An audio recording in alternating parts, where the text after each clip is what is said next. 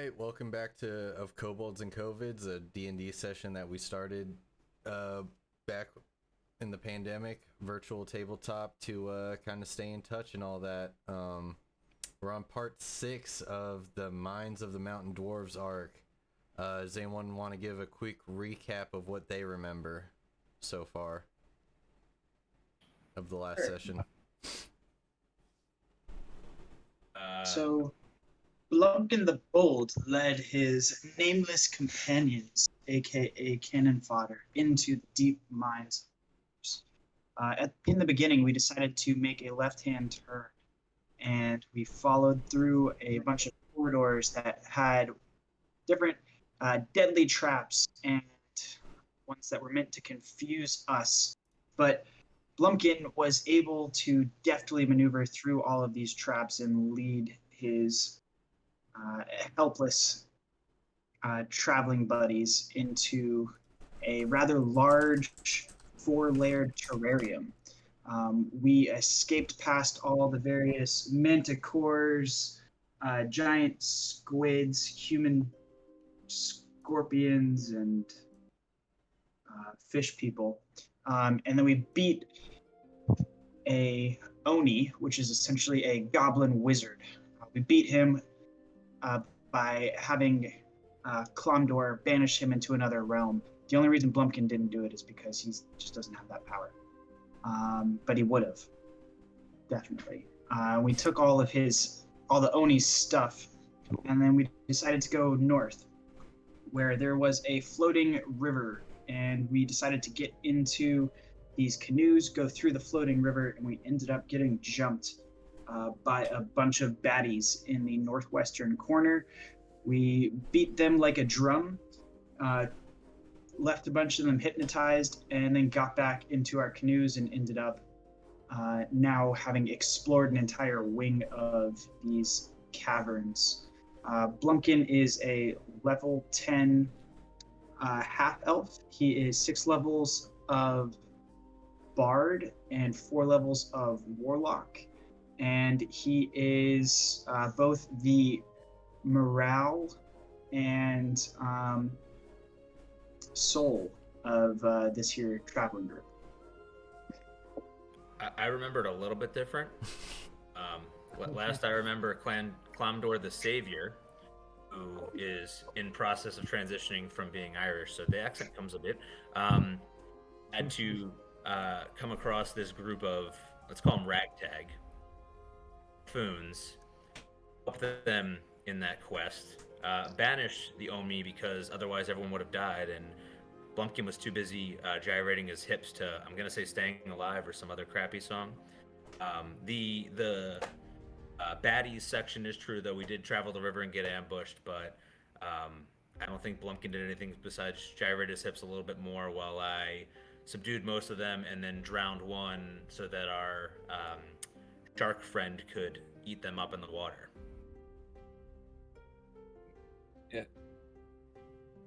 Yeah, all I remember is jumping into a water for a nice little swim and then being fed many tasty bandit-flavored treats. And I think we brought one along with us as a little road snack, too. You were a giant tiger shark, correct? A hunter shark? Hunter shark, okay. It was. Whatever it was, it had big gnashing teeth. Yeah. It gets advantage on anything that doesn't have full health. Which was everything in the water. I believe Lyle punctured everything in the room. Yes, I'm surprised the shark fit in the stream. We have Sir Bluto in our possession, and all I, John Smith, remember of him was that he was a respected knight of the realm before his indictment in the River of Blood mass murder case. His mysterious disappearance from prison left even the royal magician detectives baffled, and a reward for 10,000 gold pieces was posted for his capture.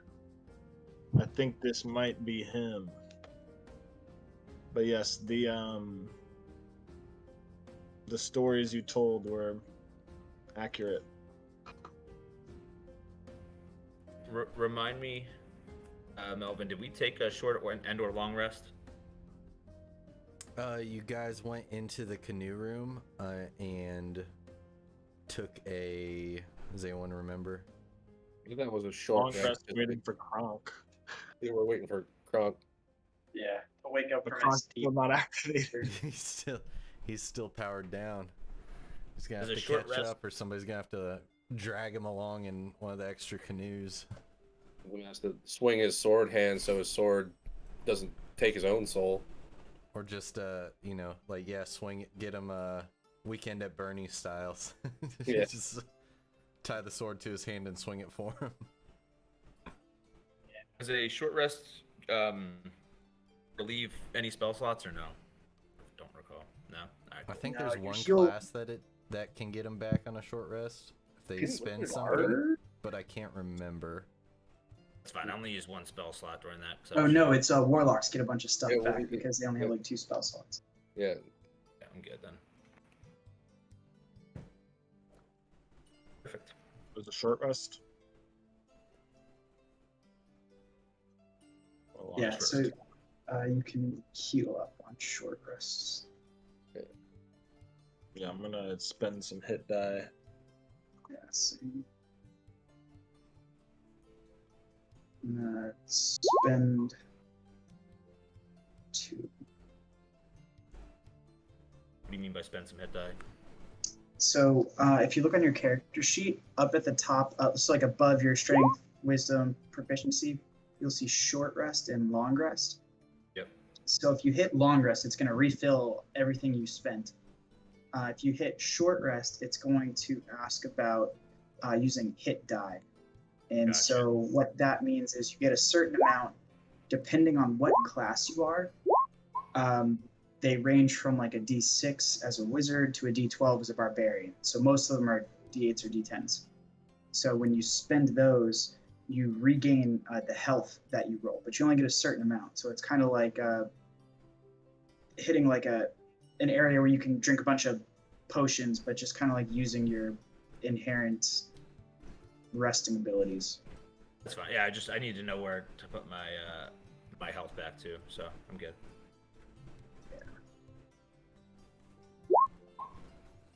Yes, Vicky.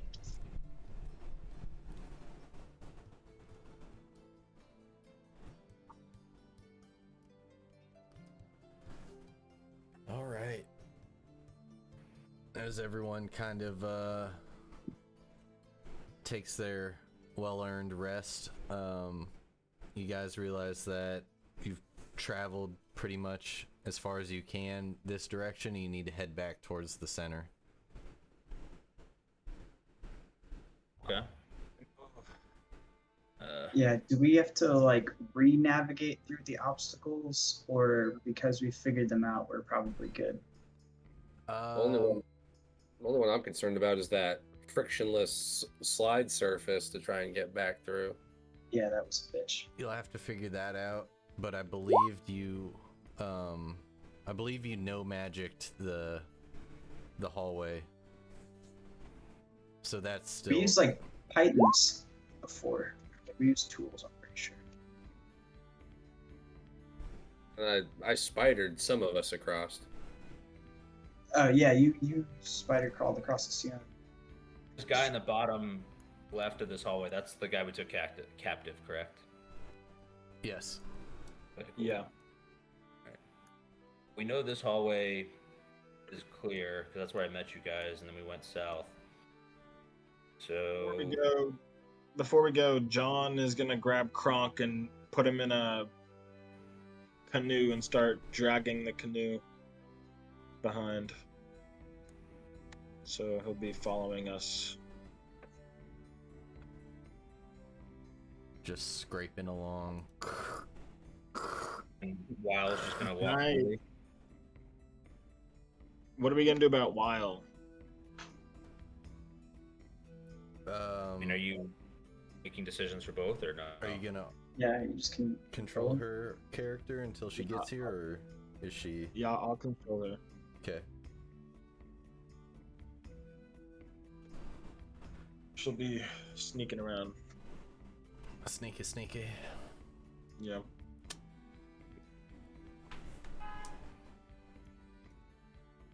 Okay. Maybe we can bring an extra canoe for the pits here. Well, that's a good idea. Yeah, you only used 3, right? So there's 3 extras still in the room. Yes. Yeah,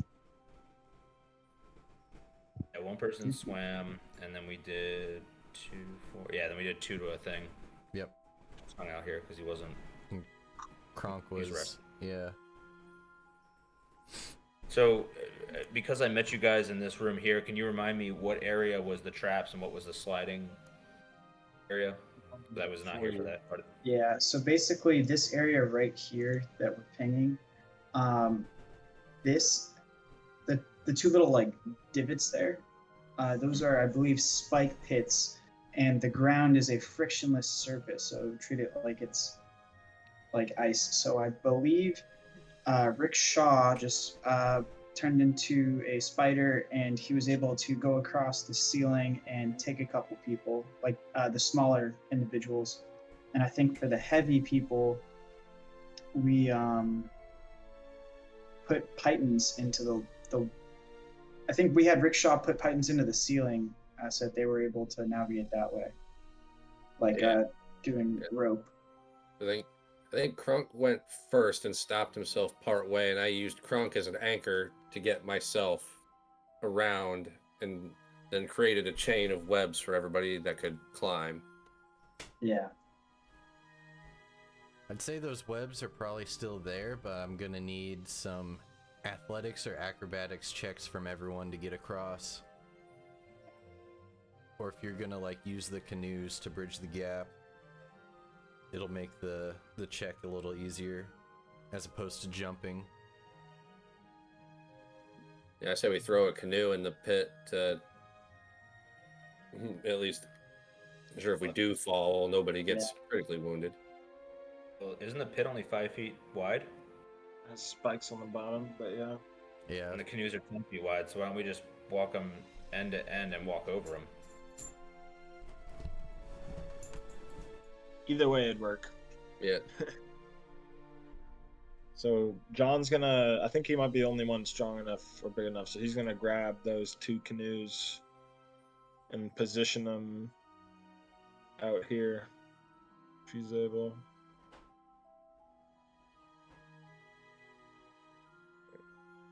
So we want to put it in the hole horizontal or vertically, I guess, from our angle. Yeah. Yeah, I think if you put it in like parallel, it would just sink to the bottom. So you're gonna put it perpendicular, like a little bridge. That's what we're doing. Yeah, the only thing is that it's slippery, so if I don't know if that would work that well. Melvin, what's the blue line on the left? That is a false wall. Okay. Like a illusionary wall. So I think what you could probably do is, without letting go of it, because then it would just slip away, is like inch out like from the doorway, just like along the wall to like along the north wall. And so without letting go, and then whoever's last can just hold it there while people kind of 3 people can step on it, and then you can slide it across. And so because it's 15 feet long, it should just slide all the way across to the end and still be long enough that the nose of it will hit the next wall. Ride it across. Yeah, just surf it. I like this plan. Alright. That's our plan. Okay. All right, John Lumpkin will- starts playing surfing in the USA by the Beach Boys. Whoever's So inspiring. whoever's just in the canoe probably doesn't have to make any checks, but whoever's gonna give it the final shove or whoever's like kicking off, give me an athletics or acrobatics. So that'd be John. Put Kronk in the middle. just he doesn't tip it down or back as it's crossing through. We want the heaviest people in the middle. Bumpkin will he'll go first. I guess it's his idea. So if anyone goes face first into a pit, it should be. So who's it going in the first canoe? I'll go in the first canoe since I take up the least amount of space and weigh the least. I'm not very strong, so I can't push a canoe. All right. Blumpkin, Krunk, and Rickshaw are going to go in the first one. Okay. And what we're going to do is also, Rickshaw, do you have any rope? No, I do not have any rope. All right. Everybody look for rope. Is the spider web still on the walls? Yeah, it's running down the middle, basically. I have 50 feet of rope. Wasn't with you guys when this was going to happen, so. So what we should do is have, so Rickshaw, you'll be in the back of the canoe, hold the rope, like hold it steady. Yeah. Other group, you hold the back of it. And so as we're sliding along, you guys put out your other canoe. And so when we hit the back wall, because it's frictionless, strength shouldn't matter so much as grip. And so Rickshaw can just give a short little pull and slide the other canoe along behind us. And Can't argue with that. We'll be here, and 50 feet will be right there, which is perfect. Actually, 50 feet of rope is exactly what we need. Boom. You would never know I skipped like 40 days of physics my senior. High school principal somehow going to see this and be like, all right, we're taking that degree away. They tried. I did it all in the same quarter, so like I couldn't, they call it inning. Couldn't bag me. So let's hop in this canoe. Do it. All right. Yeah, let I'm me see assuming this we plan can't in actually- action. Assuming we can't actually move the canoe, correct? They're actually on the map. This is a picture. Yeah, Okay. we're gonna use our imagination. Imagination in D&D, never. Where I'm standing is not the slippery area, correct? Where I just moved my guy to? Correct. No. It's the middle part between the two pits. Who was going again? Oh, there we go. Oh, yeah, The first there's our one canoe. is I was gonna go in the back. Pumpkin, John, and who else? Think- Rickshaw? I'll give you a second. Move forward. Oh, that back. I think John's going the second one and pushing the first one off. We should put this dude in the first one. Sure. That way we just keep an eye on him, you know? Yeah. Okay. Was that We group? want to look have good? them in the same canoe as the most powerful party members. Okay. Yeah, this looks good to us. And we have a rope that Rickshaw's holding. I guess Blumpkin's in the back, so Blumpkin will hold the rope. And he'll hand it to the first person in canoe number 2.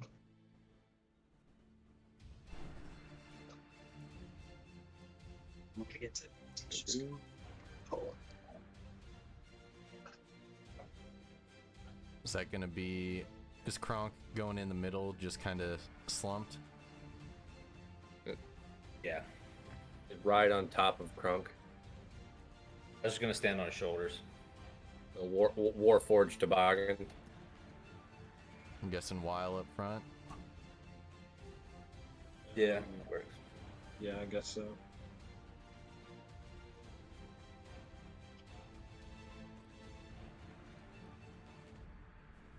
All right.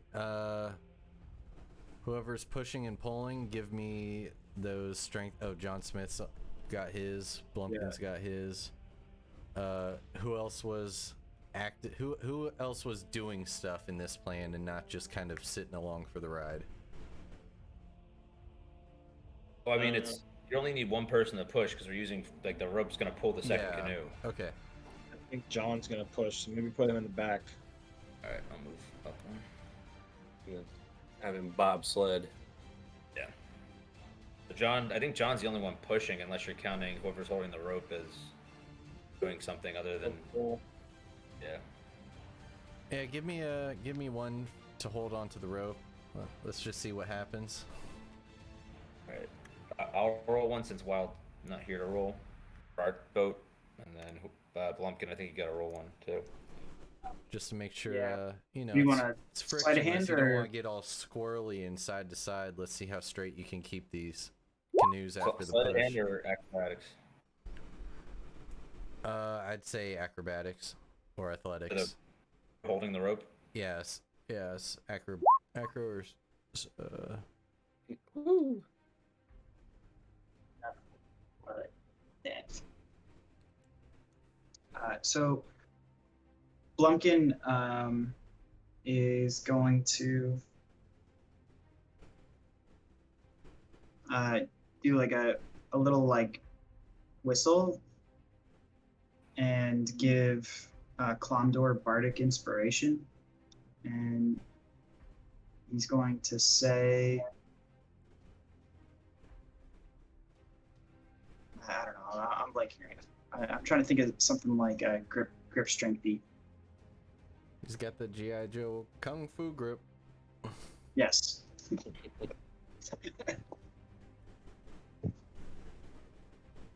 So yeah, as this happens, the first canoe starts to go off and start sliding pretty much according to plan.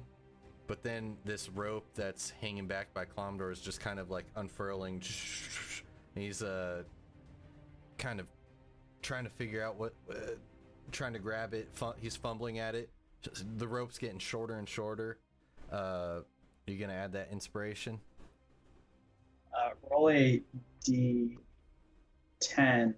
Clomdor, and add it to your roll. There we go.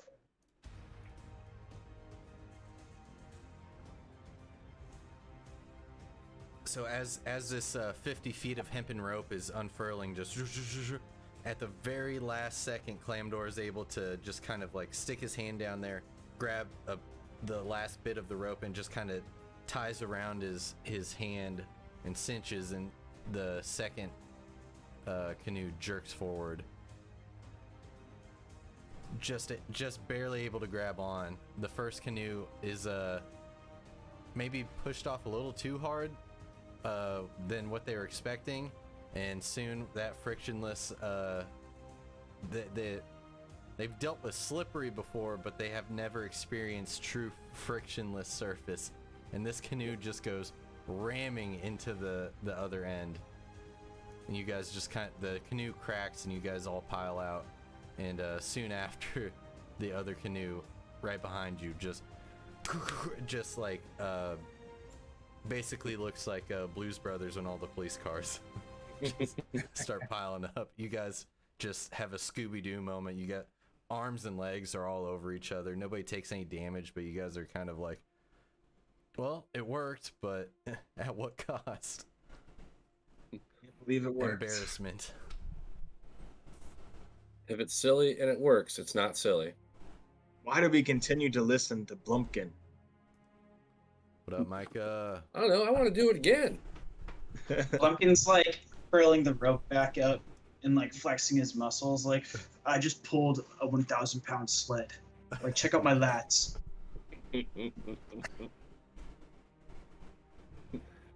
Execute Captain Morgan pose.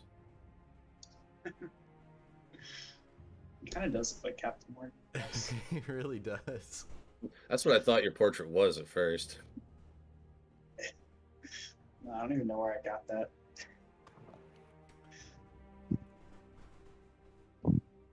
And then, as I said, the whatchamacallit, the heat metal hallway has essentially been turned off. So Right. pretty much you Are there- guys can fast travel back to the center. Now you can pick north or east as your next direction to go to. East. I thought he said East. West. What kind of cups you reading, boy? It's from Here, how Patrick about I Starfish. just I've got everyone under I was my almost there. Hey. I was doing it. I am the master. Everyone moves when I say so. Alright, so yeah, you guys come back to this hallway with a crumpled up Sphinx pieces, stone pieces in the middle. Should we take this guy back into town first to collect our reward, or drag him along the rest of this? He might be useful as trap bait. So we bring him with us. Trap bait. Ooh-ha-ha. I think the reward's dead or alive, right? Yeah, so is he? So he is worth something to us. Like we're bringing him along for money. Lumpkin just wants to make sure. 10,000 monies last time I heard.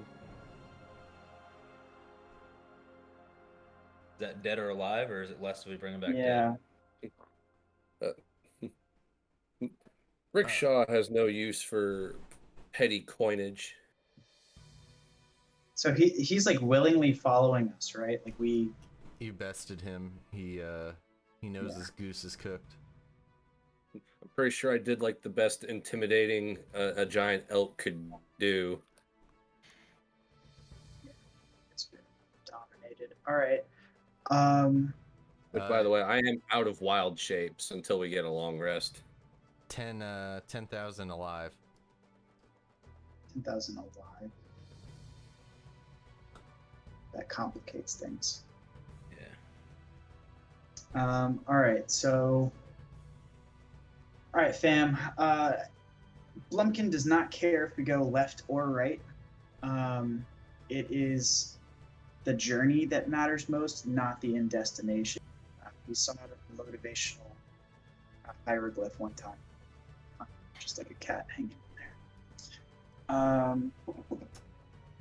All right, so are we able to take a long rest here, or is this a short rest only type of dungeon? You took a long rest in a barricaded room. If we went back to that, If I were that's you, safe. I probably wouldn't take a long rest in the middle of a hallway, but that's just me. All right. Let's push forward until we can find somewhere to defend. We'll make Kronk like watch us or something because he's got like 5 long rests. Never mind, I had that wrong. I do get my wild shapes back on a short rest.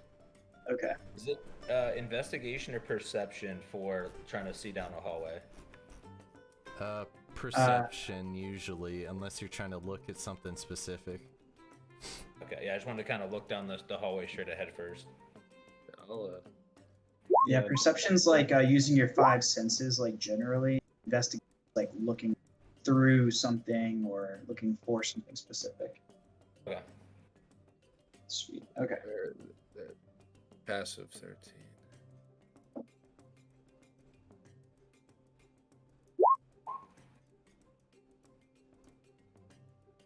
Yeah. I'll go ahead and disregard my roll. Okay, so yeah, basically you're back in the your movement speed is 2/3 of what it was, so basically like 10 feet off your movement speed. You're back in the 1 foot of water areas. And yeah, up to the north you kind of just see a pathway that leads up into a open room. To the right you see more hallway. Oh, really?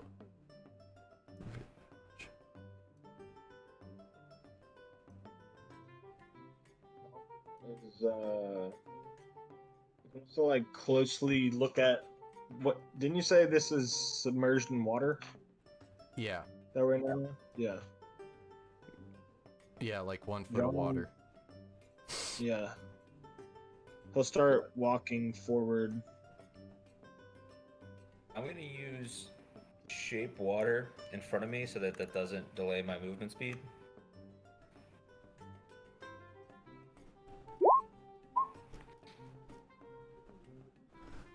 All right. I guess anyone behind me too.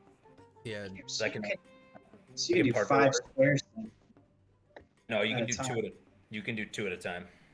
2 5-foot squares. Are you just cantripping this like over and over just to move the water Well- out of your way? Yeah.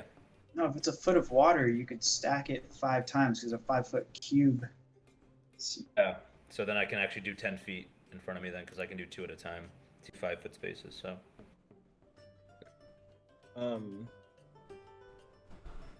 So Do we notice anything in this? to your right, you notice that there's a deeper pool in this circular area to the east.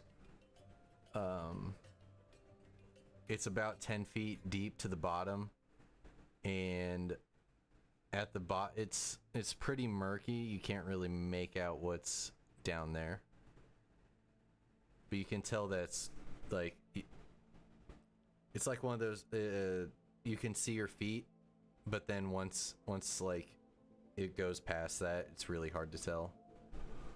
That's how I use shape water, because I can change the opacity. Opacity? Okay. Is that the term? What is it? Opacity or opacity? I think it's dealer's Buyer's choice. choice.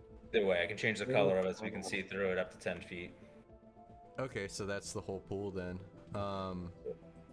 In that case, yeah, you notice at the bottom, if it's clear,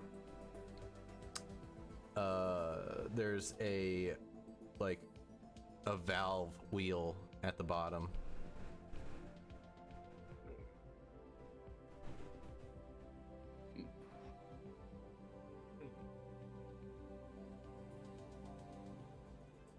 Does So Blumpkin has the enhanced mage hand.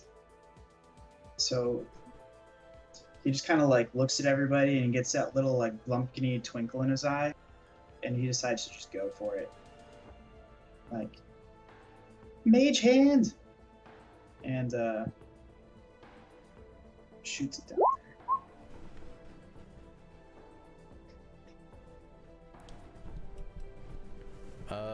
How strong is your mage hand? It uses my spell save DC, so 17. 17. So you just kind of get this smirk on your face and you're like, I got this. Your mage hand goes underwater, grips this valve wheel, and just kind of tries to twist it, and eventually it just slips and just kind of like elastics back into your wherever you cast out of. Yeah, where I cast it from.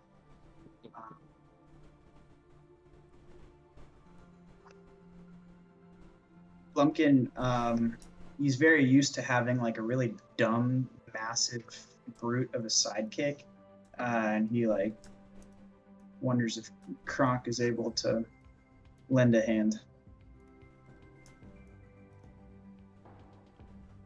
This is where Bass go like, fucking Blumpkin, man.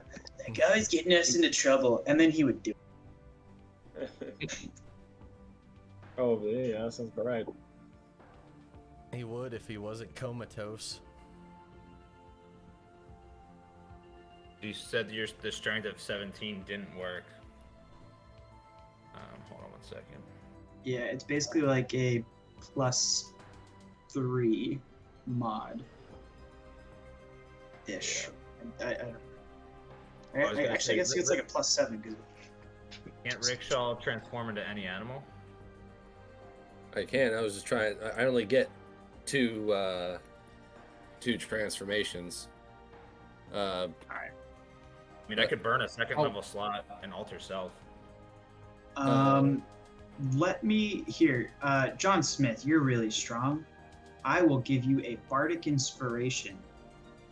If you jump down in this now translucent water. I mean, I can also, if you want, I can use the shape water to, if it's only 10 feet deep, to kind of pull like a 1 foot cube up. We can just lower them down with some of the rope. Yeah. Yeah. Done and done. I mean, I can only, we're now going to be standing in a foot of water again, but I think if multiple people hold onto the rope, it shouldn't be a problem. Do we have any, what the hell are they called? Like spikes to put on this wall here? We can tie it there, so we've got kind of like a lever system, so we're not, being that I think most of us are smaller now. Or do we just tie it to Kronk's lifeless body and hope that his weight holds it?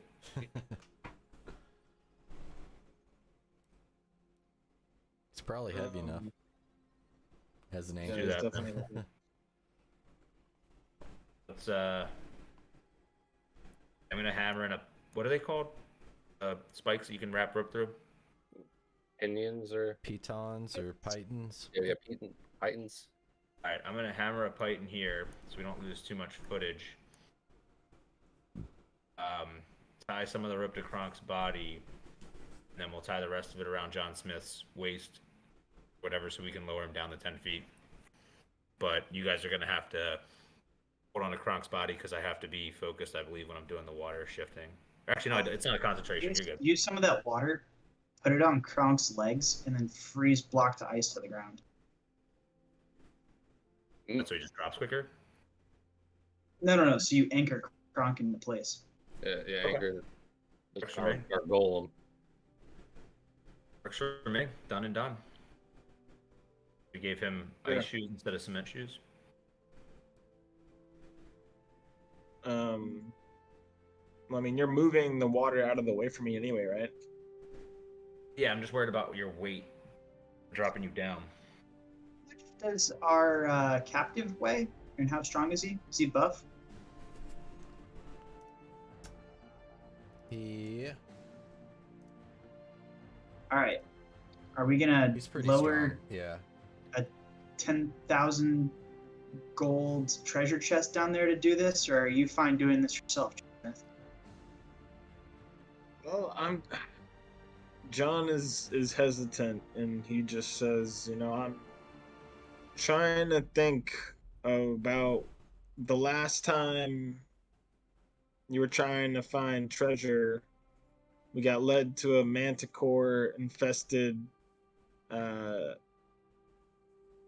aquarium, terrarium, whatever. So I'm just worried about what we're gonna find down there. Second lowering, but glory is forever. Just like friendship, he adds in lastly, almost as an afterthought. I've heard them say no guts, no glory, but I'm completely impartial here. Yeah. Well, okay. I guess we'll try it. I mean, we have two options. We can either lower you down and have our captive essentially bear hug Kronk, tie the rope around both their waists so that between their weight and the hook should make a lever system, or we lower him down. Water breathing on you. Yeah, I think, water breathing might help, but I think that if I'm tied to Kronk and the captain, I don't think I'll get. If there's like a vortex that all the water goes, I think that we'll be able to withstand it, but we're all gonna have to withstand it. Well, that's why I'm saying that we use the what's it called for it? If we use the hook thing, then it's less weight pull. You know what I'm saying? It's stuck into here, so we'd have to be able to pull that out first before it pulled them. Yeah. I can always just teleport you with. Hold on, do I still have it? Sorry, I'm going between different characters for different games. Spell magic. Maybe that's just where the Sphinx was napping at night. Counterspell. Down your space.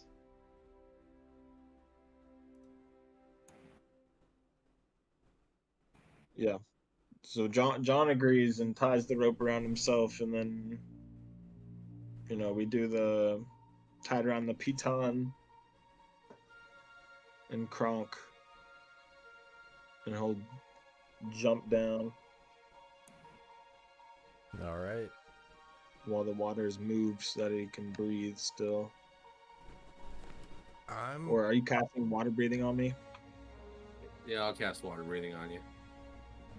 Yeah, so Lumpkin's gonna give a bardic I'll inspiration. make it. There we go. Going down, down, and earlier round. Sugar, we're going down, swinging. Even if it was a vortex, the area that you're in is free of water, so that wouldn't cause it to suck you out. yeah, I guess no water would go down then. Well, the water around you would, but then it would essentially just drain everything but you, because we're literally dangling you above it, so it would just be the equivalency of like a waterfall and you hanging above it. Yeah, we'll see. And So then yeah, we're gonna John find will out. jump down All right. and try to open it. I'd say you're well secure enough with the ropes, the pythons, and everything. You're very easily able to rappel down. Awesome. Give yourself a little pat on the back. You got some bardic inspiration. Probably have some guidance yourself. Yeah, I'll cast guidance too. Give your hands a little. John's like the whole time he's kind of muttering like, "Oh, by Thor, I don't think this is a good idea, but I guess I'll do this." Give me a strength or athletics, whichever one you would prefer. It's the same for me. I'm not proficient in athletics. Okay. So.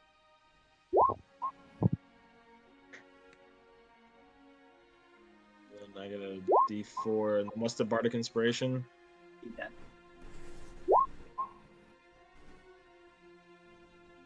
So 19.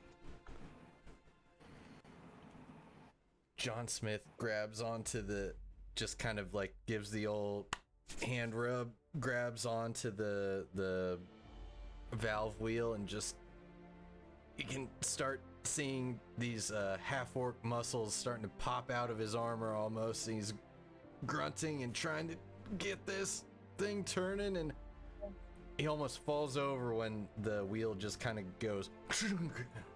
He's you're able to do it. You loosened it. And with that, after that first initial undo, you're able to very easily just like kind of spin it all the rest of the way open. And pretty much what you suspect, it is basically a drain. It's like a screw, and it pops up and allows all the water to go through the bottom. Ooh. Yeah. We'll do it. And wait for all the water, or at least most of the water, to drain. So if Clamdor releases the shape water and all the water starts flowing into that, you can tell that the water is going to drain eventually from these flooded areas, but it's going to be a while. If you had to guess, you'd probably say it'd take an hour for everything to make its way to the drain. Did we see anything else in there besides the drain? Nope, that's it. Just a valve wheel. So do you guys want to move on, since this isn't? I mean, we gotta just kind of wait Yeah. anyway. All right. Yeah, let's move on. John will carry himself out from on the rope, climb out. Yep. So movement speed is still hampered, but in an hour, basically, any of these flooded areas will be back to regular movement. Okay. Take a short rest in the meantime.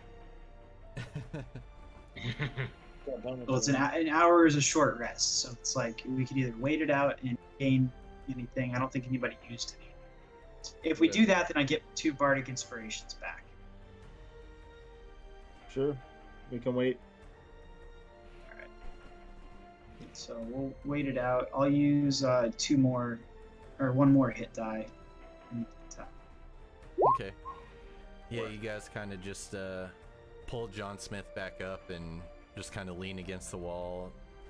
That took a lot out of John. He thinks he pulled something in his shoulder. He rubs a little bit of a magical salve on it and tries to recover for an hour. And during that time, you basically are just standing there watching like debris and like all sorts of shit just start falling down into this drain, just like twigs, sticks, Ghoul bits from the other room. Yep, ghoul bits from the other room. It all makes its way down.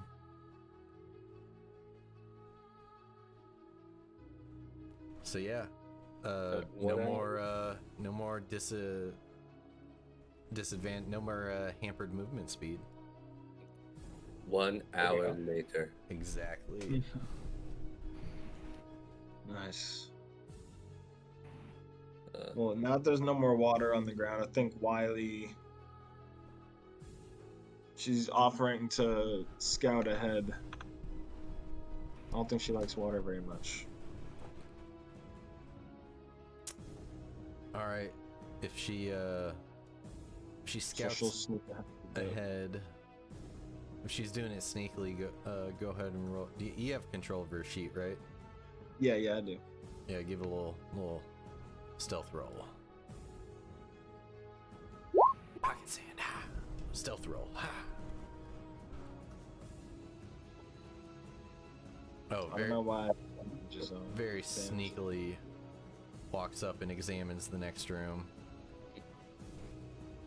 So now that all the water's drained, you can tell that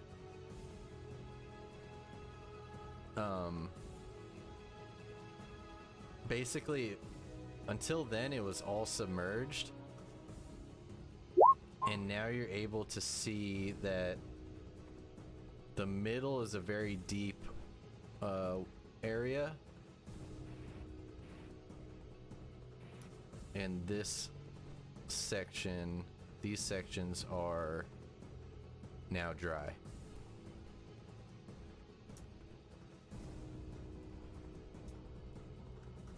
Kind of want to go this way, guys. I think if we go up here, it'll connect in here.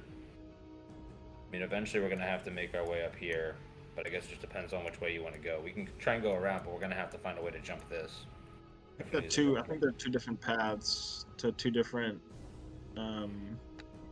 artifacts. So my Athelstan, my mentor, gave us the quest, I guess. What were they, 3 swords or something?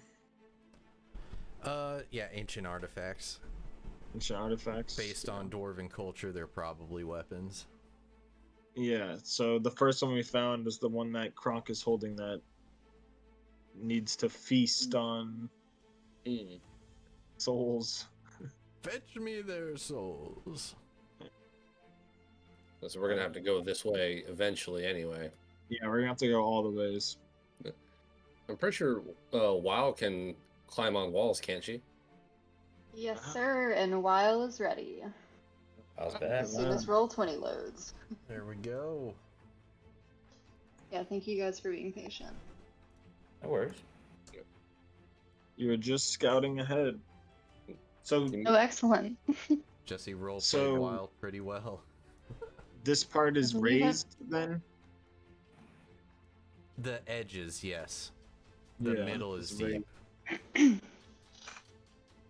Wait, did you say how deep? Sorry. I did not. Okay.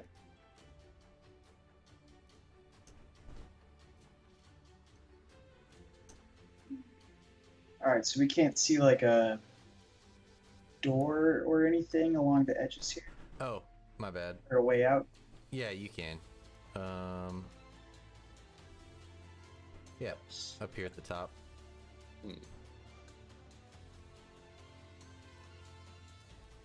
Alrighty then.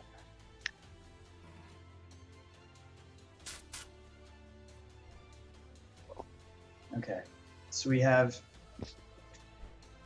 walkways along the edges, 5-foot gap on the left, a deep pool in the middle, and stairway out across. Plumpkin looks at our prisoner. He goes, "Hey, dipshit, can you swim?" Just curious. Considering that my hands are bound behind my back and I'm in full plate armor, I'd say probably not. No. Fair enough.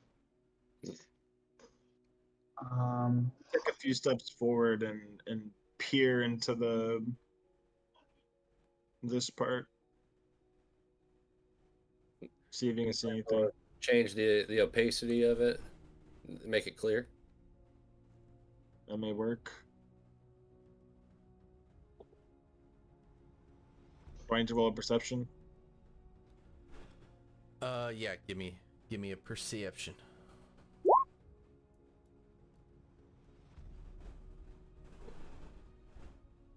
Is that a nat 1 and you still rolled a 10?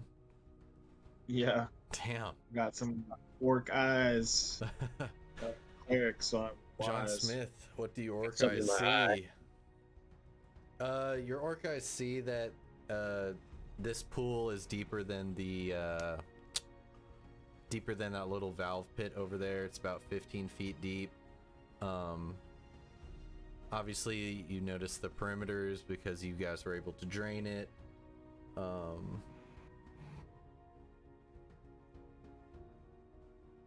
So basically that's about it on a 10, especially nat 1. 10, it's still a 10, but yeah, you're able to discern that, you know, the water's deeper than that pool to the side was.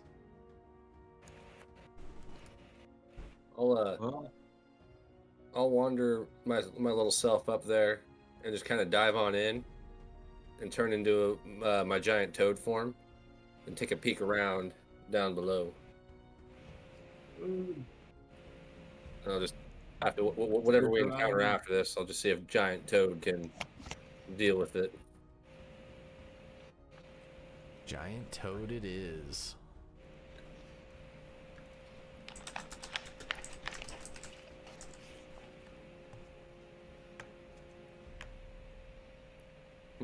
Ribbit. I don't know.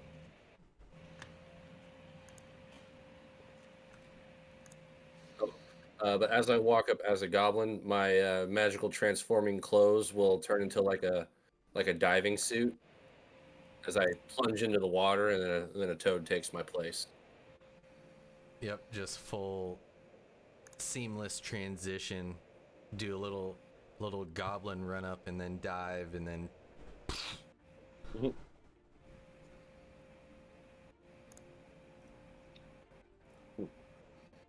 Can I see anything under the water? you can. Should still be, well, it'd be giant toad's perception. You can see something under the water. Oh boy. And that something is going to need you to roll initiative. Oh no. Us are just Might as- rickshaw in the water. Might as well do everyone. yeah. Okay. Do you need to Thinking clear the we're trying perimeter? to get past before we jumped in. Say what? Let's go for it.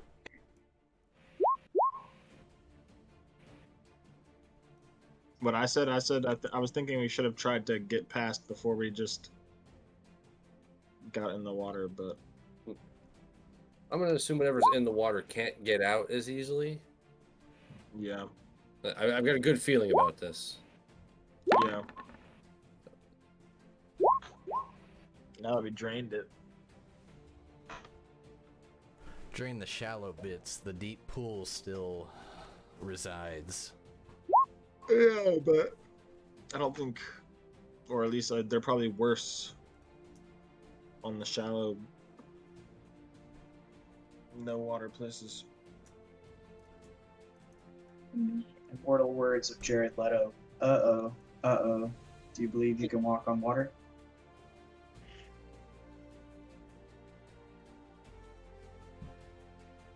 You lost me with that one. It's a deep cut. Do you believe you can walk on water? Alright, so we got Clamdor on the board, John Smith on the This board, fight Blumpkin tonight. on the board, Kronk's MIA, Meanwhile, Weil needs to click the token and then initiative.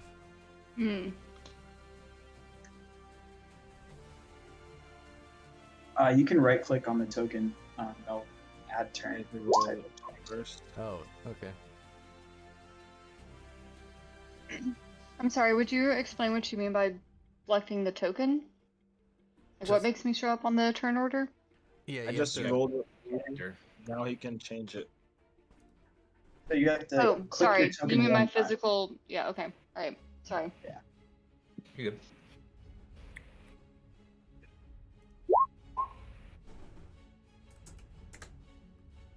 it's still the highest. Okay. And with that, I guess we'll start. Weil, only Rick Shaw has seen what's down there so far, so what do you do? Ooh. Well, I definitely don't want to get in the water. You said that the area towards the left, like the inside of the blue line, between the blue line and the wall, is raised. Like that's out of water? Yes, it's dry. Okay, perfect. Well, then I am just going to scoot my little cat butt around to the left, and I am going to roll for. Let's see.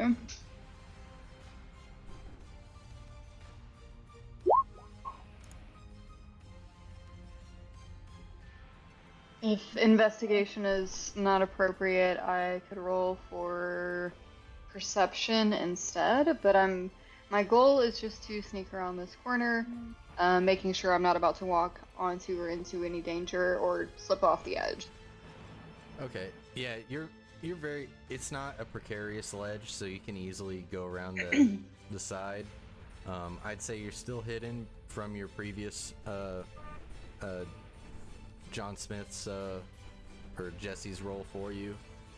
So you're still hidden for the time being, and you can't quite make out exactly what's down there, but you can definitely see that there is movement in the water away from the ripples that the toad made. Ugh, Like, yeah, coming- Wild does not care, just want to stay out of it. Fair So, sounds enough. good to me. All right. With that, that's Wild's turn. Mm-hmm.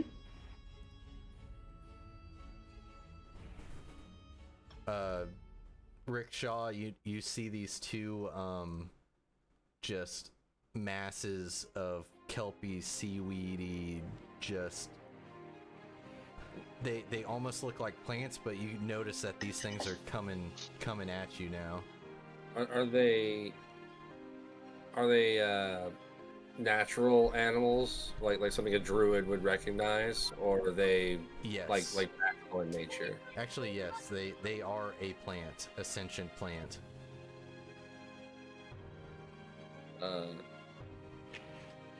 As I roll handle animal, I guess, to kind of get a feel of their intentions.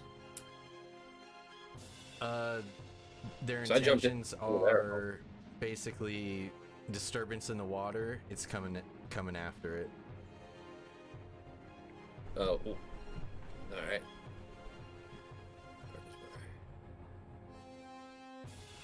Sheet. There it is. All right. What are they? Like, do I know what their name is? They are kelpies. Oh, Kelpie. Okay. I'll just hop out of the water. Well, it's the kelpie's turn, but I'm Oh, is just it? saying. Oh, Yeah. I thought it was. Sorry, now I that thought it was you've my. jumped in, but yes, Oh. you recognize them as a creature you've seen before in the natural world called kelpies. Very easily subdue sailors because, you know, they go for a dip, they look like seaweed. Next thing you know, the seaweed's wrapping around them and drags them to the depths. So, first one's gonna make 2 slam attacks against the giant toad with an AC of 11. The 15 will hit, the 7 will not. Oh shoot. I clicked the wrong one. 1 second.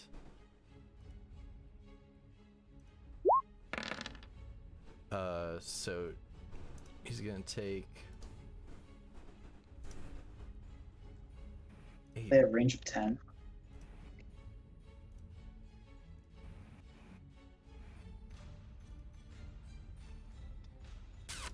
Oh no, they moved in on him. Like once the disturbance in the water, they kind of like and swam towards him. So that's -8 piercing damage, and then the next is gonna make 2 vine whip attacks at him. The 8 does not. The 19 will for 14 piercing damage. Ooh.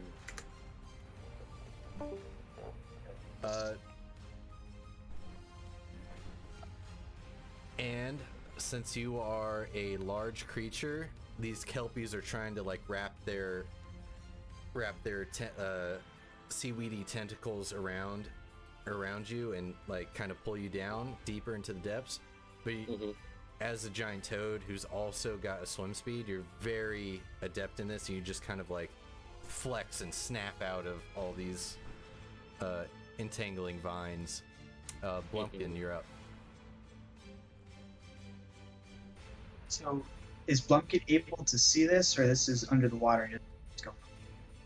I'd say it's very apparent that there's a disturbance under the water now. Seems a disturbance. Of course, got it. Yeah, pretty All right. much. You're like, damn, that was a big ass toad that splashed in, but then you notice that, okay, the fuck's going on? Why is he not up yet? And what's all the thrashing going on down there? Alright, so it's going to use full 30-foot movement speed to get to here. So I don't have like a target, kind of what I'm assuming. I can't just like fire at the thing. Well, you could, but you know.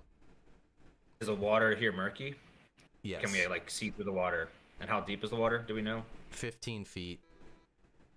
So Okay. Blumpkin is going to Blumpkin's going to use Fairy Fire. Did that come in? There we go. So 20-foot cube. So I'm going to center the cube. Here, I'll draw it really fast. And the cube is going to be red. And so I'm going to center it on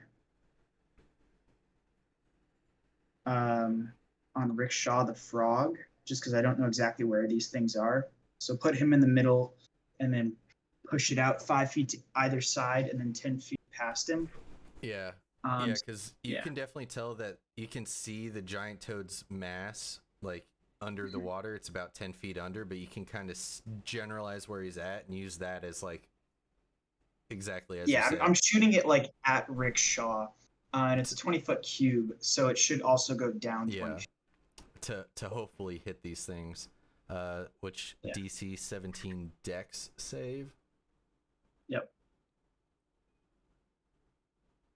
So basically, if they fail to save, they're going to be outlined in red. People can see kind of like a thermal image. Okay. And you can. They both failed, so get advantage on. So there we go. 14. Do I have to roll to or will it not hurt friendlies? Yeah, I don't get to delineate if it's friend or foe. Right. Any creature in the area. Yeah. Yeah, I can take it. I got hit points to spare. All right. And so I'm there, and then with my bonus action, I would like to use my telekinetic shove. And so I'm going to try to push one of them like 5 feet closer to the surface.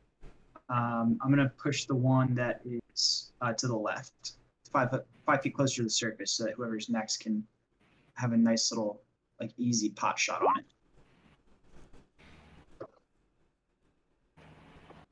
See what I did there? It's 420, guys. Pot shot. Come on. Keep up. Yep, you're Ha ha ha. you're very easily able to.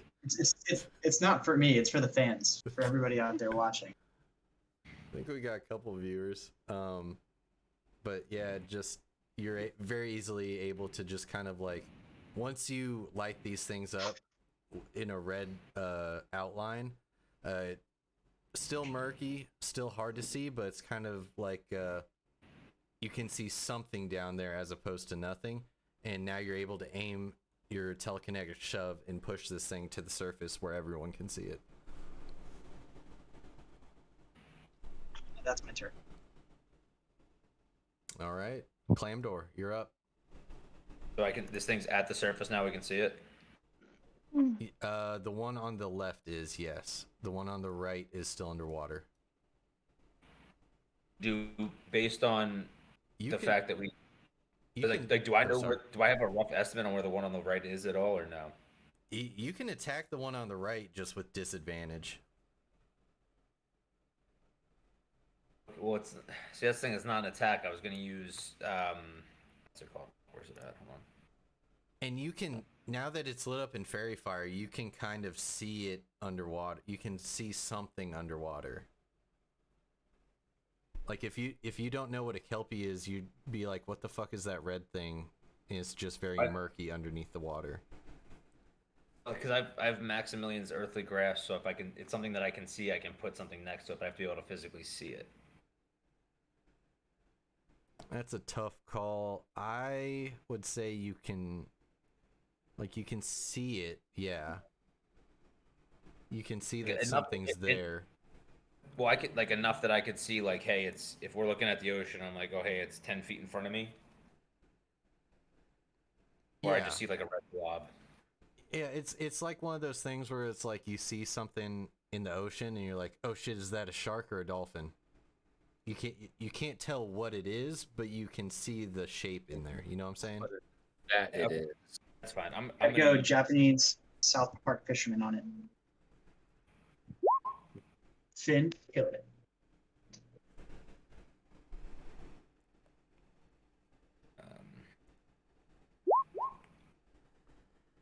So for reference for you, Melvin, so I'm going to cast this here, just to the left of it. Technically, they're both within range. Oh, sorry. Well, I moved here. I should have said that first. To use my move, and then for my action, casting that here.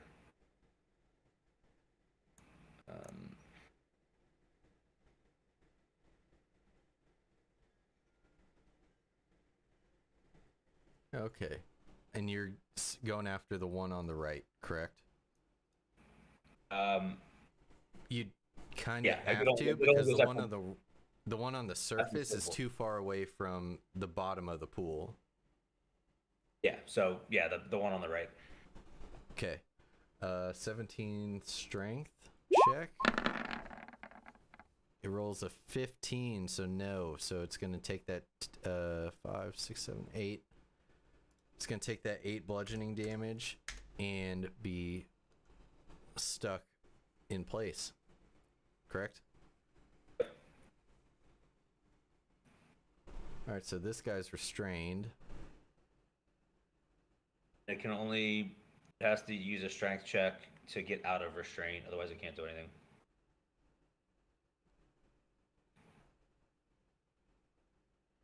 Break the restrained target can use an action to make a strength check against your spell save DC. Success, the target escapes is no longer restrained by the hand. Okay. Any other tricks up your sleeve? See, I don't think I have I don't really have any bonus actions, so no. All right. Rickshaw, or Giant Toad, I should say. Giant Shaw. Uh, well, I'm gonna make a bite attack at the one that is not immobile in an attempt to swallow it. With some toasted kelp chips. Okay. I guess I just roll a bite. Ooh, that is not my best work. 8 to hit will not. That won't do it. Sorry. Mm. Just well. kind of still a little discombobulated from being smacked around by plants. You just, start chomping at just whatever water or plants are in front of you. You catch a tentacle, like the end tentacle, but it's kind of like it just snaps off and doesn't really seem phased by it. It's just, Is it delicious though? oh, you love it. Now that you're a good. giant toad, this is like the bee's knees. The kelpies. The kelpies. No giant toad bonus actions. Staying in place. No, I think I'll just chill here for a sec. Okay. In that case, Thurod. So the fire, fairy's fire gives advantage already. Oh yes. So let's retcon. Go back. Roll another bite attack real quick. Yeah. Still doesn't do it. Okay, back to John Smith. All right. Yeah. So John's gonna take a couple of steps this way, and he's gonna cast. Well, because they're on top of the water right now. Left is on top. Right is restrained 10 feet down. Okay. Well, John's gonna cast Sacred Flame over the one on the left that's on the top of the water. All right.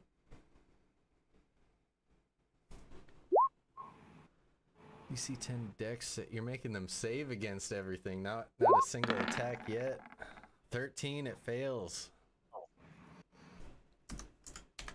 Yeah. So basically, just fire descends from above and burns it a little bit. Yeah, so it's kind of like halfway out of the water, halfway in, and you send this flame straight down from above onto this thing, and it starts crisping up on top, and just as that happens, it recoils in pain and tries to like dunk its leaves underwater to put it out.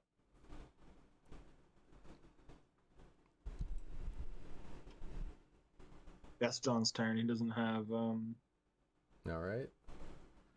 I guess he'll move over here. I think he has enough movement to get there. While this is all going on, what is Weil doing? Weil also left the voice chat. Yeah, I think she was having issues with her Discord. So while even though she seems scared of the water, she's gonna tiptoe around this way, hugging the edge. And then Tiptoe through no. actually I don't think she has a ranged attack. So she's just gonna try to tumble over. This is what, a 5-foot gap here? I believe so. Nope, 10 foot. 10 foot. Well, she's very nimble, so she's gonna try to kind of leap over. I'm assuming she can use acrobatics, right? Mm-hmm. Yeah, she's gonna try to leap over. Ball run. I'll say for most like basic athletic type skill checks, I'm gonna let you choose athletics or acrobatics. If I want you to do something specific, I'm gonna ask for the specific one. But yeah, for future, just like jumping, climbing, all that stuff, 9 times out of 10, I'm gonna let you use whatever works best for y'all. And a 16 will definitely clear that gap. Nice. She actually has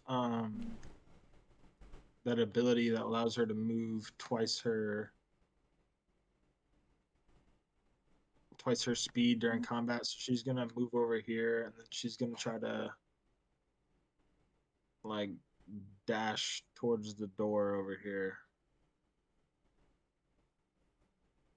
Okay. Okay, that'll be her turn. Just kind of not about the water fight life. Yeah, I guess she'll, if she can, she'll try to like look around to see if there's any,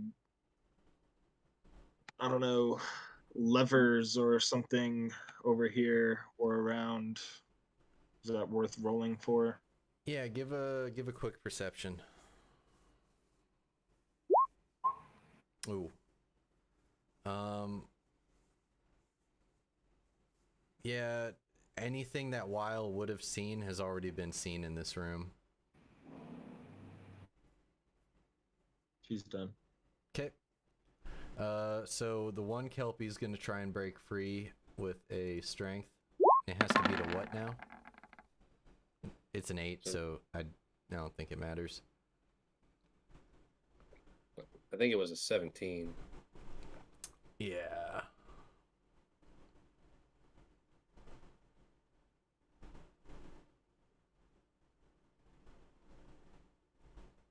Swap. So, Grip. so, Yeah, it's a 17. Yeah.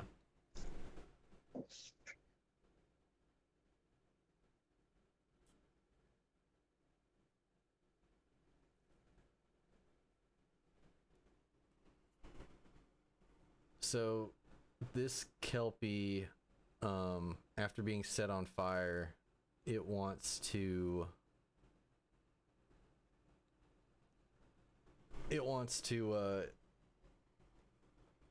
kind of nip that in the butt. Wants to do a drowning hypnosis, a DC 11 wisdom save on John Smith.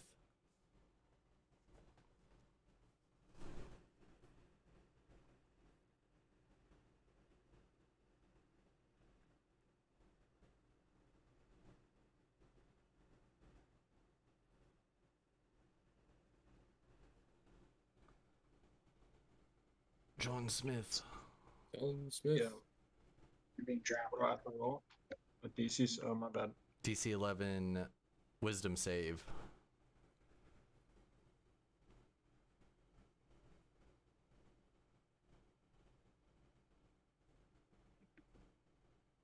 This is the Kelpie on the left. Oh, 22. Doubled it. The uncharmable. Yeah, it doesn't even phase John. It's kind of like a he gets this like weird feeling in the back of his head, and he's just kind of like, the hell was that? Anyways, just continues on. So that's all they can do right now. Couldn't break free and tried and failed miserably to drown one of y'all. Blumpkin, back up. Blumpkin is going to move to. Blumpkin's going to move to there. You can't jump across yet. So from over there, he's going to keep maintaining his fairy fire concentration, so that allies get advantage attack rolls, and he is going to use this advantage to also fire blast, the one on the left.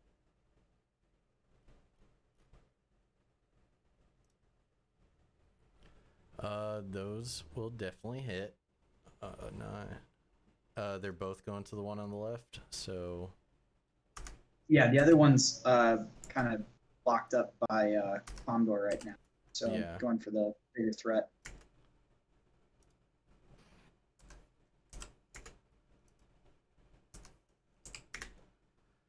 So yeah, these Eldritch Blasts actually kind of rip and tear through the kelpie seaweeds, like they go into the water to, like, one hits it above water and one hits it below water, and you can just kind of see these blasts kind of bore holes into them, and this thing is looking very ragged and just kind of dangling apart. Lumpkin goes, "What did the hand say to the face?"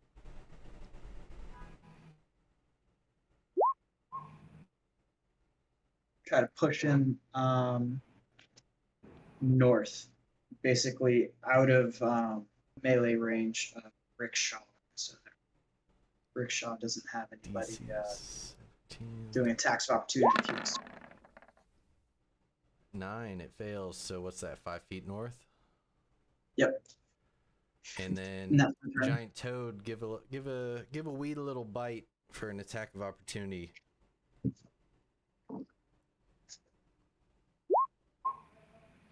$16, that'll hit.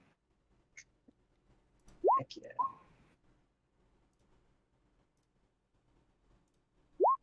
4, 8 plus 2 poison. So yeah, as these eldritch blasts go through, this like really dense grouping of seaweed kind of like flails out as it gets decimated by eldritch blast, but B is like also trying to change its shape to avoid being hit, and in doing that just kind of leaves a good chunk of itself right in front of a hungry giant toad, who takes full advantage of it and just chomps down and gobbles up like a good mouthful of seaweed leaves. This thing is about like half the size of when it started. It's being reduced very quickly. Clamdor. I'm going to, since I still have the spell going on, I'm going to use the action from that spell, well, because it lasts up to a minute. As an action, you can use the hand to crush the restrained target, who must make a strength saving throw. It takes 2d6 bludgeoning damage on a failed save. So, do I just roll a 2d6 again, or do I just re-roll the spell as though it... It didn't break out, so I believe you just rolled the 2d6, right? I think so, yeah. So yeah, 2d6. Wow. It's not much, but it's honest work. Something. Yeah, you got screwed on the last damage rolls too.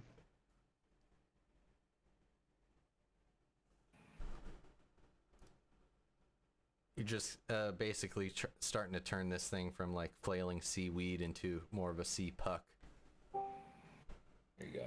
But and that'll be the end of... Hold on a second. Bonus action.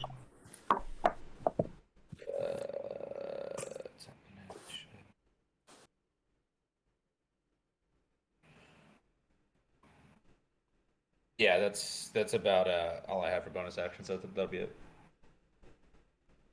all right.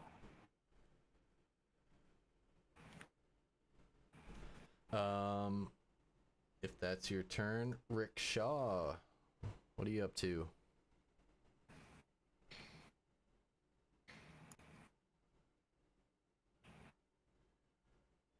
Are you muted, or is your mic not working? Oh, sorry, I was muted. Sorry about that. I'm going to do another bite attack in an attempt to swallow the kelpie I'm holding on to. Okay.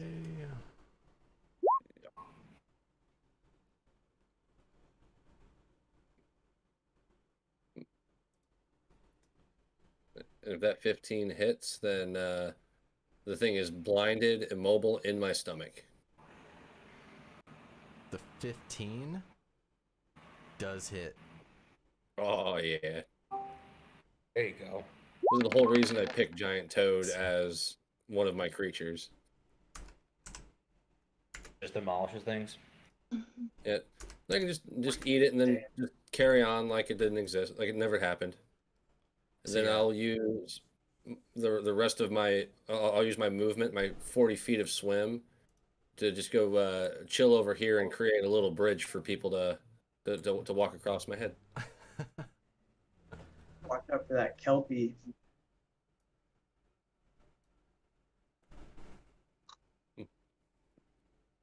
As it slowly takes 3d6 acid damage every turn.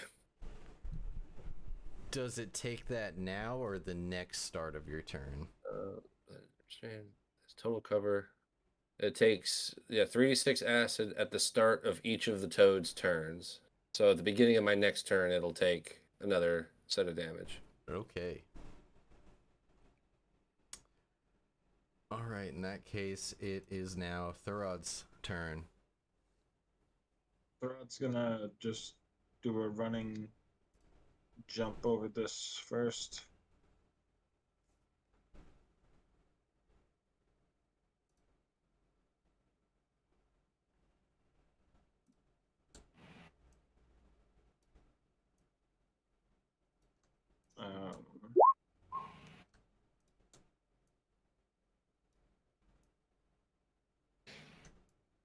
Assuming he makes it.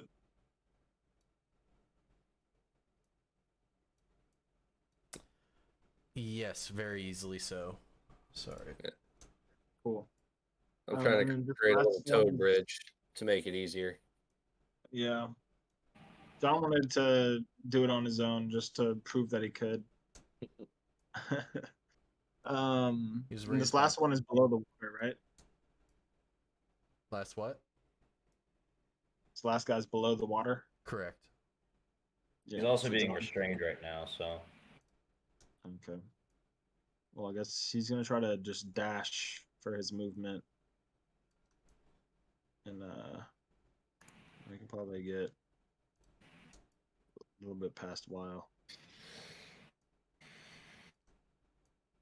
That's his turn.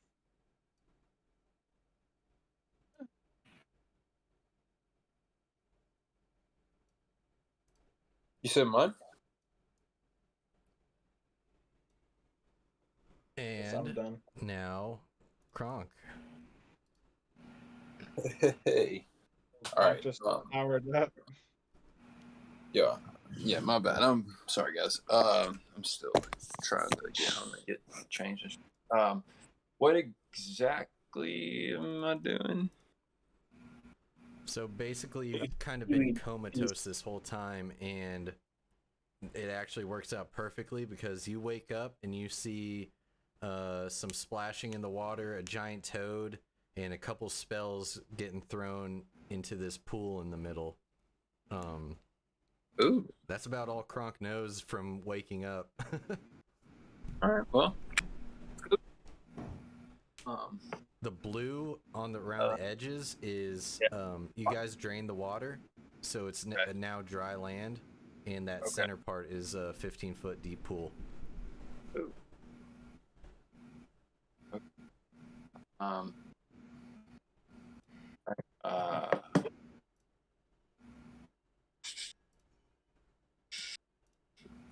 So I guess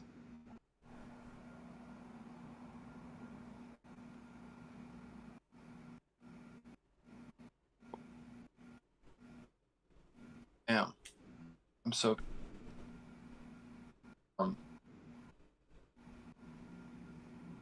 John sees Kronk and just says, "Oh, Kronk, come on, come across." how am I gonna go? Just so this doesn't have water on it. This part does have water in the middle. There's like a path around the edge. That's what the blue is. To the left and stay on that path. All right. So I'll just go over here and turn right there.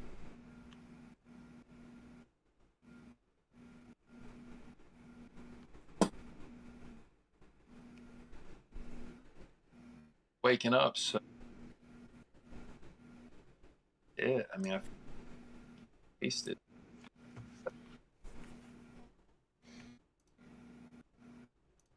God,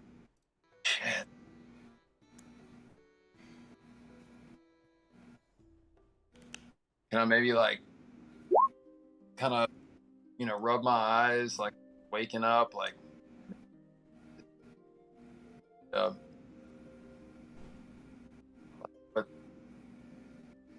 I can only hear about every other word, Bass.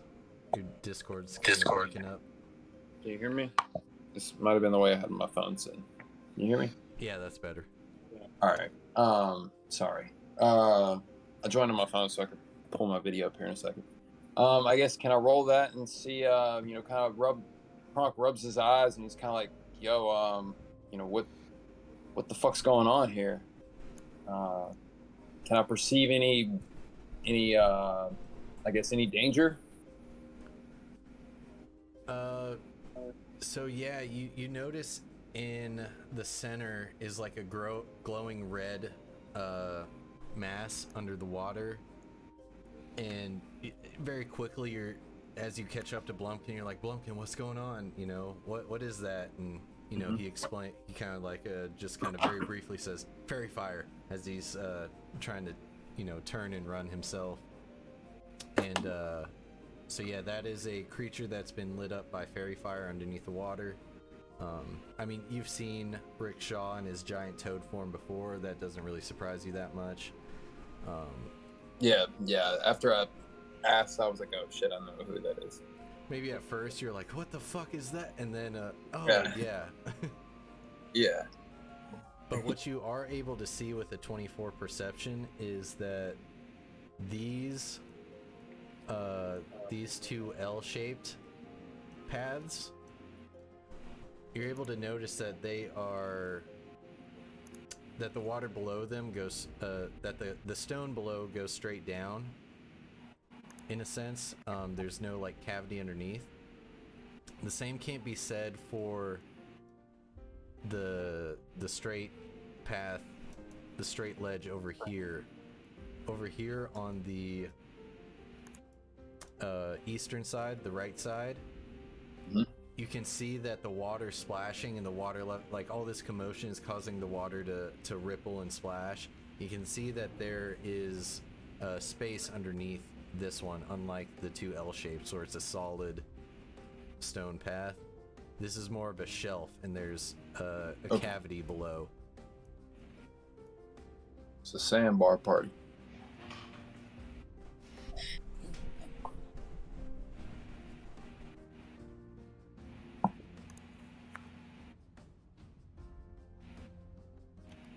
Rick Shaw, would you like to investigate our treasure? It's not your turn yet. Yeah. Oh Someone shit! gotta I tell forgot me that it's there was there. still a dude alive. My bad. No, I'm just kidding. Of course Blumpkin's gonna ask that. I'm role playing hardcore right now. Oh yeah, Weil. If you're back. Basically, the turn you missed was Weil saying, Yes. "Fuck Can this you guys shit, hear me I'm getting out of here." and or see me? Yes. Can hear you. Okay, sweet. Don't know why the background is blurry, but I'm here. I'm just gonna continue to scurry up towards the stairs. That's been working well so far. If they ain't broke, don't Yeah. fix it. Yeah, y'all are on your own, so I'm just gonna move up the stairs. I have nothing to roll for. You're lost. This is delicious. Lightly toasted. It does have a nice sear to it. You almost overcooked it.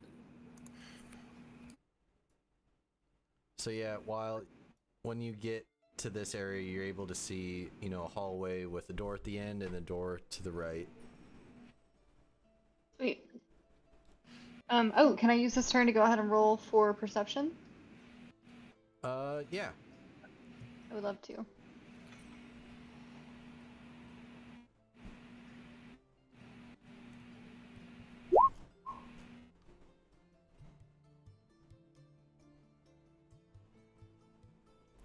Okay, so yeah, 18 perception. Back in the main room, you're able to see pretty much what I explained to Kronk, but that doesn't interest you whatsoever. You do not care about the water and anything underneath it. But to the north, you notice that the door unlike past doors that have been like oak doors with a an iron band and an iron handle type thing, these doors are made of what seem to be very thick studded metal, and the edges are flanged over where the door frame would be. So it's kind of like extra all the way around. Okay, cool.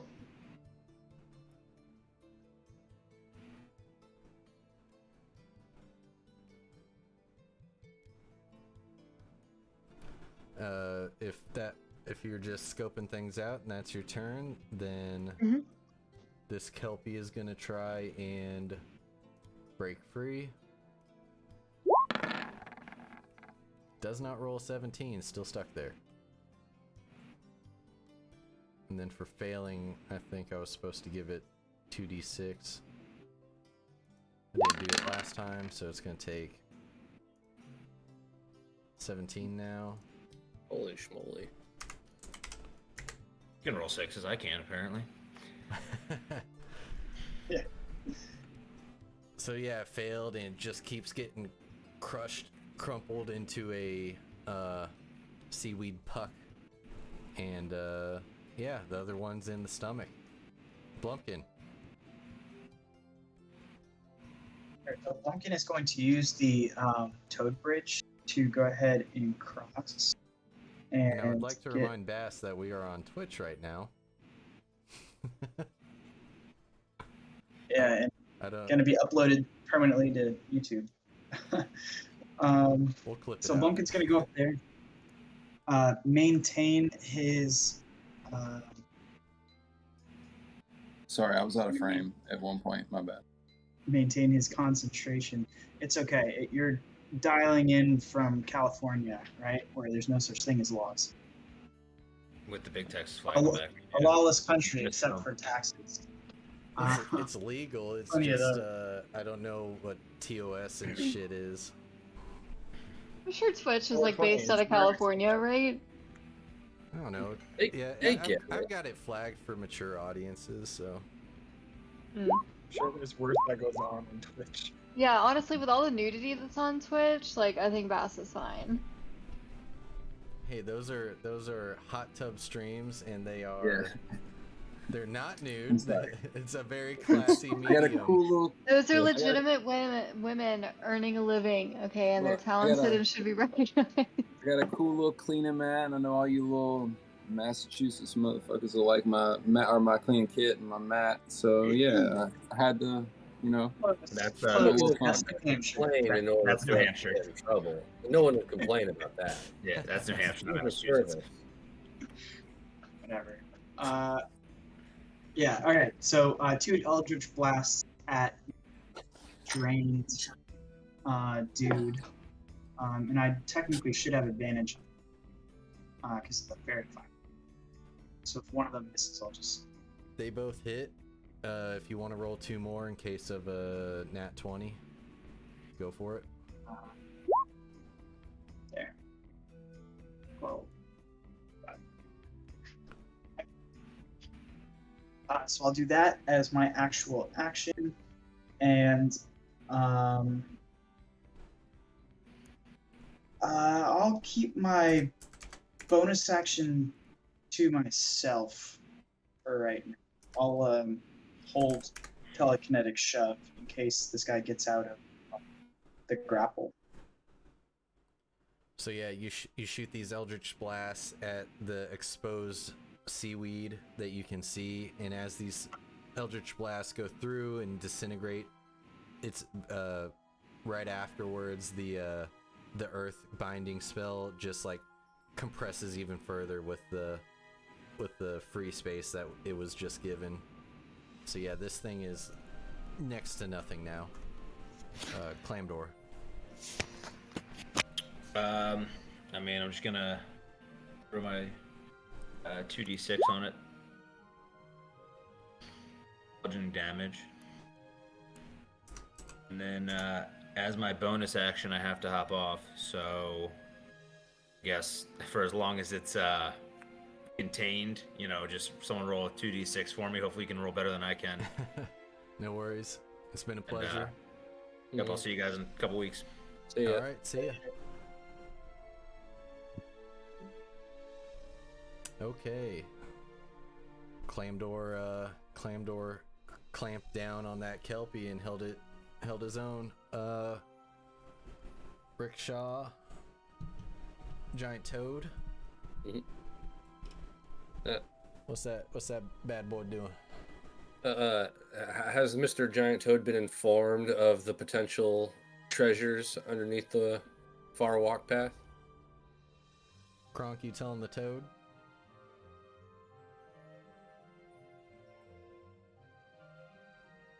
My bad. What was your question? Have you told me about the path, the little hidden area on the far walkway over yonder? Oh shit. Yeah. I mean, you kind of heard me rumbling about it because I was talking about the shelf, right over here. So I got fucking fried chicken on my hands. Hold on. Yeah. There's a shelf over there, right inside. Just the way the water is rippling up, we could see it. And I thought I saw a little wiggle in Blumpkin's hips, implying potential treasure in the room. So I'll just go ahead and dash. Use a full dash to go all the way over and investigate underneath that space. All right, give a little investigation or perception, if you will.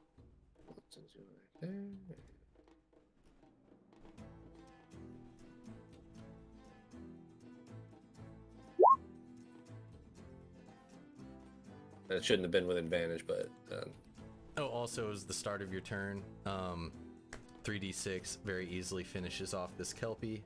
You dissolve you in my eat and gullet. digest it.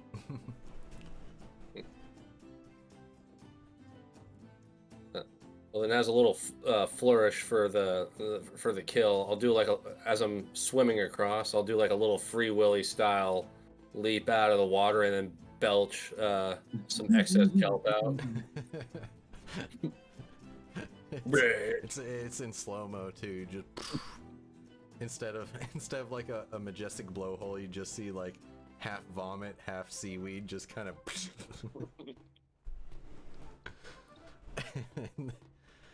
Maybe like a wink in there too. Yep, absolutely. But with a 19 on your wisdom, you're able to see just like a pile. It's accrued of just gold pieces in a pile underneath, sitting there. Couple shiny things in there as well as a what you recognize. You're not very familiar as a druid, but it looks like a shirt, but it's made of metal. Could it conceivably fit in my mouth? Glad you asked. Yes, it can. I'll you kind of just like and just scoop all these things up in your mouth very easily. Don't even need to roll for it. Taking great care to not accidentally swallow it, otherwise it'll just get melted in the acid. What were y'all saying about grown adults and shit? Adult audiences and shit? They gotta click a button. Trying to hit that. I had a gun in like 5 different pieces, and y'all are out here going off. We're trying to hit that niche vor crowd. They love it. They love it when the toad eats stuff. Y'all gotta stop. Y'all gotta stop right now. I need to cast Hypnotic Pattern again.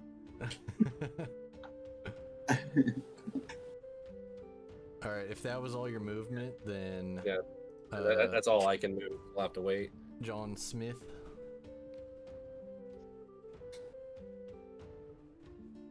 Is muted.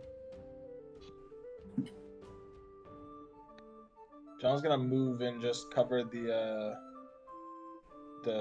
exit out, because he can't hit this if it's underwater. So he's just gonna chill right there. All right. Hold his action. Just kind of ready. Yeah. Kronk. Big chilling. Yeah, I guess I'm gonna go ahead and. Your bridge has left. You're gonna have to make a jump. Oh yeah, you ass. All right, let's see. Oh, It's a 10-foot jump. 10-foot jump. Yeah. Athletics or acrobatics, my guy? Yeah. So I'll go ahead and get on the edge there. Yep, athletics. Yep. Let's go. It's almost next to nothing to Kronk. He jumps extra far because him and water don't get along too well. I'm like a cat. Just sink to the bottom. I'm like some good pussy. I'm just that was wrong. Uncalled for. All right, there we go. I'm sorry, Olive. I'm sorry. Uncalled for. Any comments on the greasy chicken fingers? It's a lot tonight. I got napkins now, Olive. I got napkins now. All right. I'm good. All right. I guess I'm chilling right here with Blumpkin. 420 in it up. Weil. All right, so I am going to trot over to this little door on the right. Mm-hmm. Mm-hmm. And I'm going to go ahead and use, come on, pop up, fast hands, and I'm going to try and open this door. I don't know if it's locked. I'm assuming it is. You said that it looked pretty secure, so hopefully fast hands will help me to open it.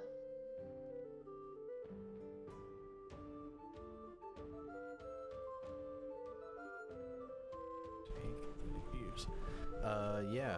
So make a sleight of hand check. Okay.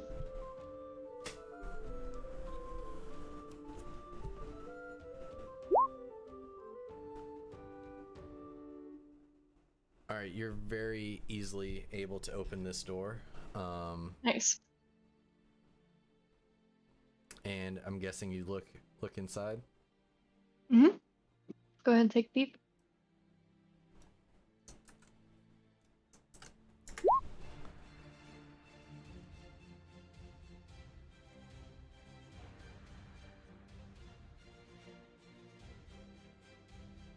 So yeah, as you look into this room, you notice that the stone corridor changes abruptly to a spinning cylinder made of some sort of light-colored metal.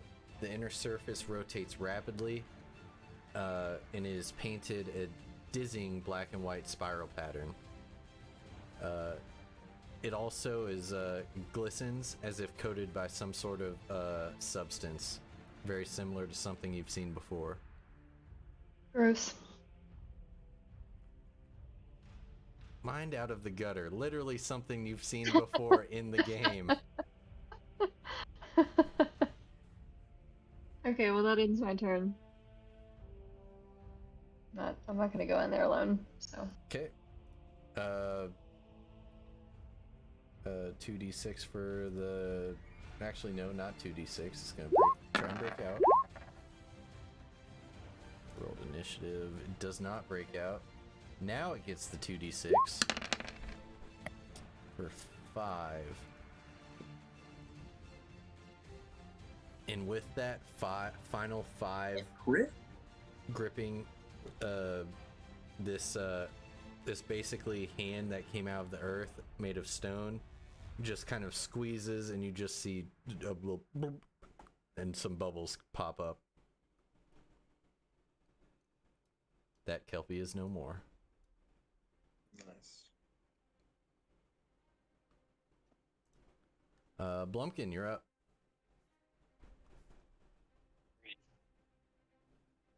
So Blumpkin's going to drop his concentration on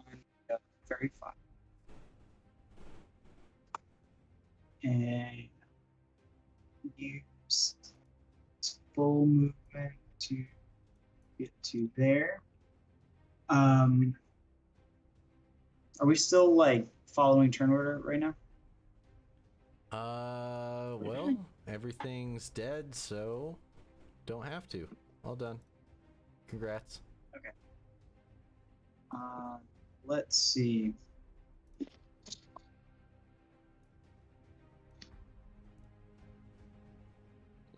So Jump myself out of here. I'm just looking at my spell list to see exactly what's going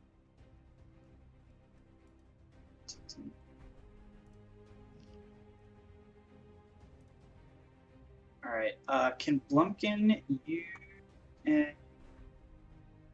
Arcana check to see if he recognizes a little bit more about this spinning hypnotic pattern? You can absolutely try. Oh shit, he doesn't. Do my best. Clamdor doesn't have a character sheet, so I can't roll for him.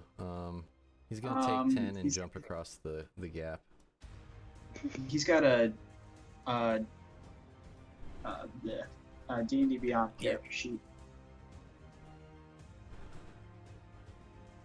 A 7 Arcana check. You are able to discern that this spinning cylinder is more mechanical in nature as opposed to magical.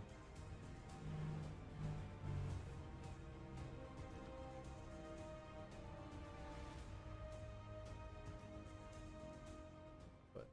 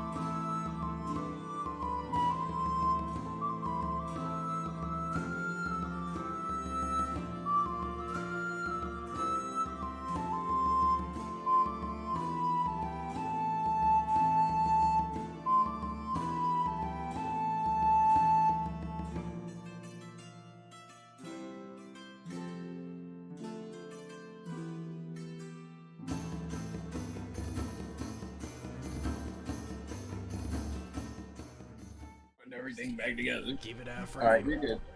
You're good. All right, so yeah, we'll do a loot breakdown and call it a night.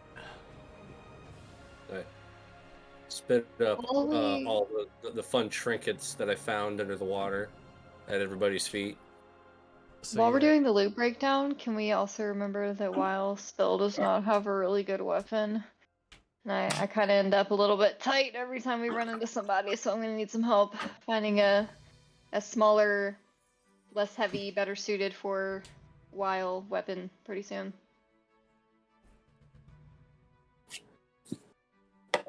well, Or start not praying really to any of God. that. I can't help you right now, but the giant toad vomits Oh. up what appears to be about 600 gold pieces, a emerald ring that's worth about 2 grand gold pieces, and then he also, on top of this mucusy gold pile, is a +1 chainmail shirt.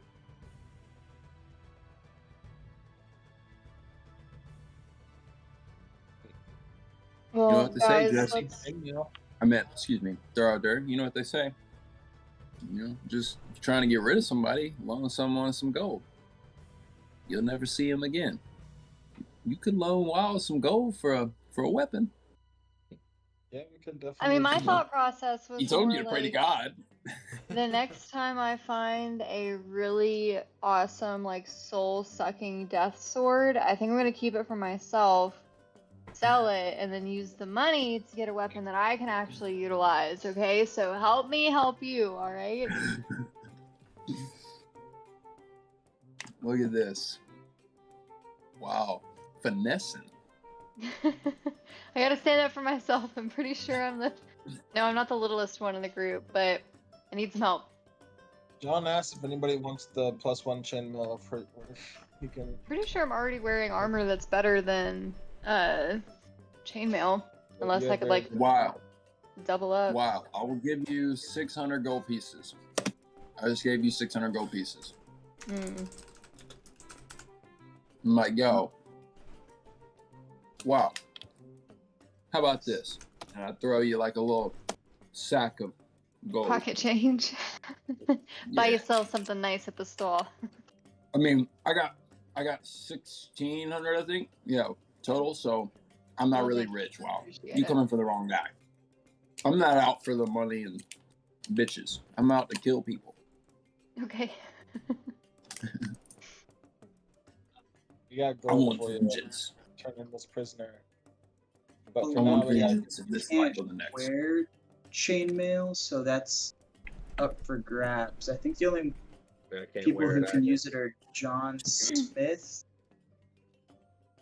While it would mess up your stealth, Yep. barbarians can't wear armor at all. Yeah, I I can't think wear armor. druids- I'm already armor. Can wear armor, but not Can't be metal metal. armor. Yeah. So I think I'm And the then only wizard definitely can't. So I think it kind of has to go to John Smith. Yeah, I'll take it. Better just sell it for money. Pretty Yeah. sure whatever he's wearing is better than the chainmail +1. No, what I have right now is chainmail. So chainmail +1 really? is. I thought you had plate on or something. No, I have +3 shield. Oh, it was the shield I'm thinking of. I have a long sword of wounded. It's pre-lubricated for you, so it's easy to put on. Oh, nice. Thank you. Do you brandish it right now, or you put it in your bag to dry for Stealth. a minute? Wash it off in the kelpie pool. That's so gross. God, prestidigitation. I think the druid has it, but he's a selective memory right now. Or no, druids have druidcraft, not prestidigitation, right? Yeah. I have thaumaturgy. I don't have prestidigitation either. I can do neat things with plants and stuff. What did you just say, Jesse? You want to run that back one more time? Prestidigitation. Yeah. And an enemy. Let's hear Kronk say it. Kronk knows big spell words, huh? Huh? I'm not looking at the spelling. I don't know what the fuck you were talking about. It just, whatever he said sounded. Prestidigitation. Prestidigitation. That's a funny word. All right. Well, whatever the hell. The conversation is broken down. Language means nothing.